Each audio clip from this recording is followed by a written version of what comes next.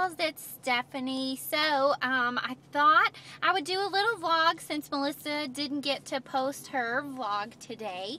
And I just had some stuff I wanted to share with y'all out of this chapter titled I'm Not Good Enough, because if anybody has struggled with I'm not good enough, I certainly have. And just to be honest with you, the first thing that came across my mind when I read the title of this chapter, I'm Not Good Enough, was, well, of course I'm not good enough, but that's why I have Jesus.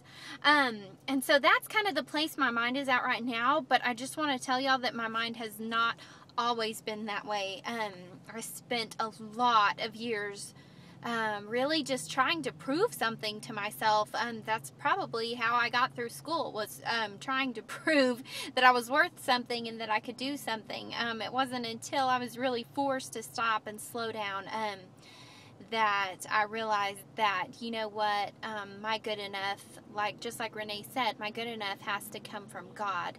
And I wanted to share a quick verse with y'all that I came across this morning, and it is from Galatians 2:21, and it says, I do not treat the grace of God as meaningless, for if keeping the law could make us right with God, then there was no need for Christ to die. And I love that first statement.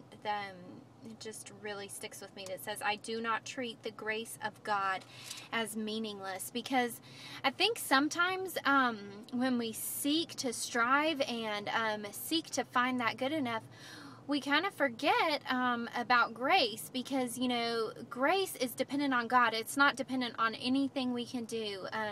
Grace isn't grace unless it's given freely and completely void of the circumstances around us. God gives us grace completely freely. It doesn't matter what we do.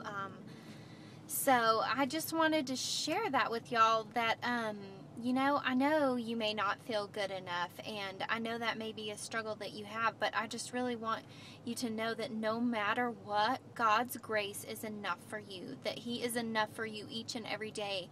And if you have to remind yourself each and every moment that He is enough for you, if you know you need to put up a sticky note, that's what I had to do, that says, I am enough for you today. I couldn't grasp that He was going to be enough for me over a long period of time, but I could grasp that He was going to be enough for me today. He was going to be enough for me the next hour, and I could get through some of those really tough times just knowing that He would be enough for me for right now. So, sisters, I love you. God's grace is always enough for you. This study has just been amazing, and I just want you to encourage you to stick it all the way through.